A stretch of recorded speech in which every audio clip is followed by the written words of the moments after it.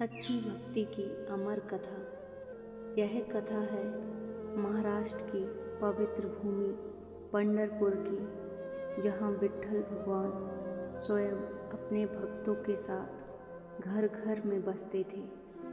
इस भूमि पर जन्म हुआ एक महान संत का, संत नामदेव। लेकिन यह कथा सिर्फ नामदेव की नहीं है, यह कथा है एक माँ के मान और भगवान की करुणा की।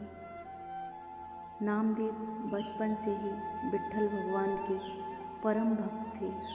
दिन रात मंदिर में बैठकर विट्ठल से बातें करते। लोग कहते नामदेव तो पगला है, पत्थर से बातें करता है। लेकिन नामदेव जानते थे यह पत्थर नहीं, साक्षात भगवान है। नामदेव की माता बहुत सीधी सादी स्त्री थी।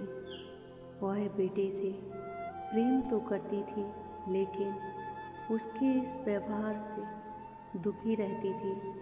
वह सोचती, मेरा बेटा घर गृहस्थी छोड़कर मंदिर में ही बैठा रहता है। एक दिन माँ का मन बहुत भारी हो गया। उन्होंने नामदेव से कहा, अगर तेरा विट्ठल सच्चा भगवान है तो उसे मेरे घर बुला। मैं खुद देखना चाहती हूँ कि वह आता है या नहीं। नामदेव चुप हो गए। माँ के शब्द उनके हृदय में तीर की तरह चुभ गए। वह मंदिर गए, विट्ठल के चरणों में गिर पड़े और बोले, हे विट्ठल, मेरी माँ को मुझ पर नहीं आप पर संदेह है। अगर आप नहीं आए तो मेरी भक्ति व्यर्थ है। नामदेव रोते रहे और रोते रोते वहीं सो गए। रात में नामदेव ने स्वप्न देखा। विट्ठल मुस्कुरा रहे थे और बोले, नामदेव तू चिंता मत कर, तेरी माँ को मनाने मैं स्वयं आऊँगा।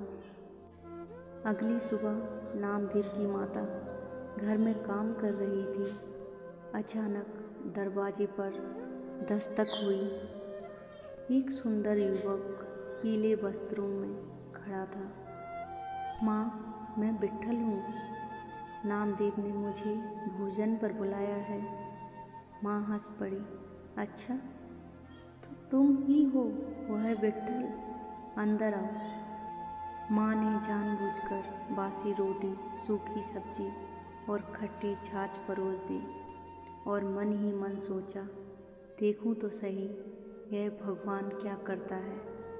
विट्ठल मुस्कुराकर सब खाने लगे। हर निवाले के साथ बोले, माँ, आज तो बहुत स्वाद है।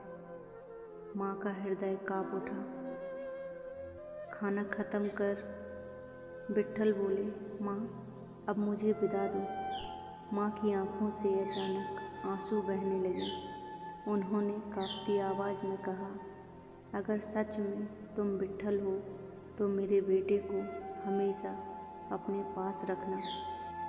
उसी क्षण विट्ठल का रूप तेज से चमक उठा। माँ गिर पड़ी और रोते हुए बोली, क्षमा करना प्रभु, मैंने आपकी परीक्षा ली। विट्ठल ने कहा, माँ, जो भक्त की माँ हो वह मेरी भी माँ होती है। तभी नामदेव आए। माँ ने उन्हें गले लगाया और बोली, बेटा, आज समझ आया तेरी भक्ति क्या है। दोस्तों, यह कथा हमें सिखाती है, जब भक्ति सच्ची हो तो भगवान मंदिर छोड़कर घर चले आते हैं। राधे राधे दोस्तों।